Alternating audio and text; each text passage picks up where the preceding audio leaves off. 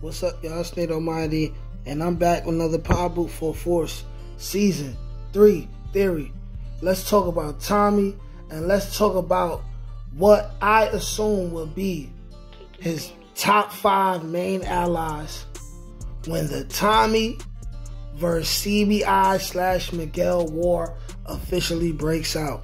Now, this is going to be compromised of a character or two who may or may have not even had their debut in Force yet. This will consist of a character who has not been associated with Tommy at all yet, but I'm going to make sense of him being on this list. He's going to be a wild card as well. And also, I'm going to have a couple characters who have already been pretty prevalent on the show. So without further ado, let's get to it. And also, I'm going to give a few reasons why these people will be close to Tommy when the real drama pops off. And I feel like it will begin to happen around episode 5, between episode 5 to 8. By episode 8 of next season, there'll probably be at least somewhat of a major death that will officially mark the beginning of this war, okay? But let's start with number 1. Number 1, we got 2-Bit now. The character who plays 2-Bit hasn't gotten to the point where he said he's not doing anything with Power and Starz anymore. We've seen him twice in Ghost. In my opinion, he could fit in the Ghost series, but I think it may be a red herring or some kind of bait and switch. I actually feel like it would be a better story for his character if he meets up with Tommy and goes back to Chicago with Tommy. Him being somebody who needs money. He probably had his own thing going on, but when he met up with Tariq towards the end of last season of Ghost, he still seemed like he really needed money, like he didn't have a stable enough situation going for himself, or he may have just let Tariq keep his car instead of taking it for collateral damage. So, being that Force is a couple months after whatever's going on in Ghost currently, what if when Force starts season 3, you have Tommy who he's going to make his way back to New York to go after Tasha. He's going to run into Tommy, and they give us a different point of view, similar to the whole who shot Ghost thing was going on after he got shot. And they gave us the point of view of 3, 4, 5 different characters who may or may have not shot Ghost. What if they give us the point of view of Tommy during that time? Whatever he was going through before he went to New York from Chicago, which is going to be a culmination of him worrying about what's going on with D-Mac, King Kilo, Diamond and them, Miguel and them, dealing with trying to find Maria. And we can see his point of view at that time of what's going through his mind. Also now knowing that he was willing to let his mother die before JP saved her life that night in the house. Now we'll get to see a point of view of him going down there, looking for Tasha, ending up not killing Tasha, ending up meeting Tariq. What's not to say that while he was still down there, we're going to get to see him officially reconcile with Kate in New York if they didn't reconcile by that point, because at some point she still has to give him the letter from Diana. And what's not to say, before he leaves to New York, he reaches out to 2-Bit, or he hears from 2-Bit right before he goes to New York. What if he was planning, what if he heard from 2-Bit the beginning of the season, and when he finds out about Tasha, he says, I'm going to kill 2 birds with 1 stone. I'm going to go down there, kill Tasha, and link up with 2-Bit at the same time. He'd be a valuable soldier. I'm going to help him make even more money than he was making when he was under me in New York. What's not to say that that will happen? I think it's very much possible. But that's 2-Bit. That would be the most fun person on this list, okay? Going into number 2, some comments I wanted to have about 2-Bit.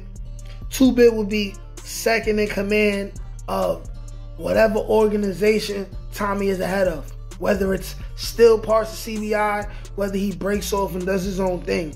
2-Bit will be second in command of the entire organization because of trust that had already been built from his history of working with Tommy, because of his age and wisdom from the streets.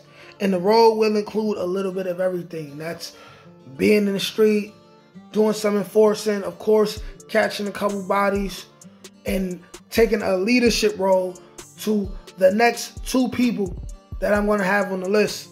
And that's going to be D-Mac and then Marshall by fault, because Marshall is D-Mac's best friend. Okay? Now, I personally have a feeling that the writers intend on Marshall and D-Mac being 2 of the main people on this show. Tommy is going to be Tommy, but I think when it's all said and done, after a couple people die, a couple people go to jail, a couple people end up missing, they're going to want to push D-Mac and Marshall to the forefront because they can connect to the same kind of audience that the characters in Ghost connect to, because it's the same age range, right? But I feel that at some point, Tommy is going to accept D-Mac for who he is, and he's going to say, I need to protect you. We can't trust any of them dudes over there. We can't trust anyone, but I'm your uncle. I got you. I'm going to help you be strategic. I'm going to help you, you know what I mean, control your savage, right? Because no one else is going to be able to relate to D-Mac as far as the aggression he's feeling and how he feels about being in the game more than Tommy, okay? So, and because Marshall's going to be around, I think Tommy is going to take a liking to Marshall as well. And then you'll have Tommy, you'll have 2-Bit, you'll have Marshall, you'll have D-Mac. D-Mac and Marshall are probably going to relate to 2-Bit more. Maybe you're going to spend a little bit more time with 2-Bit after a while, and they'll have like a big brother, little brother type of thing going on between them 3. You know, he'll kind of be like the Kanan to their Ghost and Tommy-ish, right? But both of their roles will be mainly, they're going to be on the streets hustling, but they also going to be like the young enforcers. When things are going on that involve younger people in the streets, D-Mac and Marshall are going to be the people who are going to be trusted on for like getting intel and helping people who are older than them like 2-Bit and Tommy understand what's going on, right? That's going to be that. So we got 2-Bit, we got D-Mac, we got Marshall by default. The next person, right, who was an unlucky bet, but by default, he's going to end up having to be involved. We're talking about JP now, okay? JP is somebody who, regardless of what he said about Tommy, he loves Tommy. We all know he loves his son, D-Mac, who he calls affectionately Darnell. We know he has an affinity for K. Egan as well. And I feel like with the things that's going on with Tommy, or especially D-Mac, if they can't get in touch with, if they can't get D-Mac, because King Kilo's people looking for D-Mac, if they know who his family is, they're going to come and shoot up the house, the bar, somewhere. They're going to be out somewhere. People are going to try to clap them. And I think that JP, reluctantly, he's going to end up catching the body. And he's going to be involved regardless, because people are going to know who he is. And if he's in any kind of danger, he gets kidnapped or something, like I said, he's already going to be involved in it. That's going to have Tommy or D-Mac coming from wherever they're at to protect JP. These are facts. And with this wild card, I want to mention Rojas, okay? I said in an earlier video that it'd be dope if they have Rojas either remain in the wheelchair, because I don't want to see him start walking again.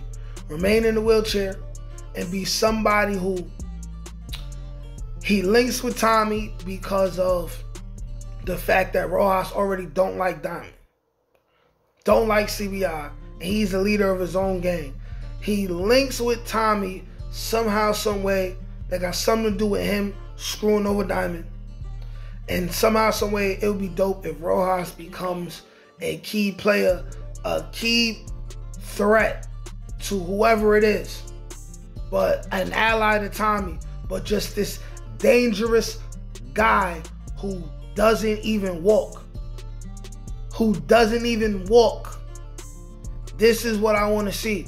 He can either call shots and be vicious like that from jail, or they find a loophole in this case, he gets released, and he's just this big gangster, head of a criminal organization, killers, and he doesn't even walk, but people fear him. They fear him like the Wizards fear Voldemort. That would be so dope. And I think this is very possible and happening because Rojas owes no loyalty to King Kilo. They're possibly competitors in prison for drug money and territory. Possibly the same thing in the streets. I think that there could be a scenario that the writers write in where Tommy could end up doing business with Rojas in a way that'll benefit him in the war, and it'll give him extra people and guns and everything, right? But that was my list of the main allies, the top 5 allies Tommy will have when the Miguel CBI war breaks out. Y'all let me know if I'm missing anything. Y'all let me know the potential of him being in cahoots with anyone else. Like, share, comment, subscribe. Peace.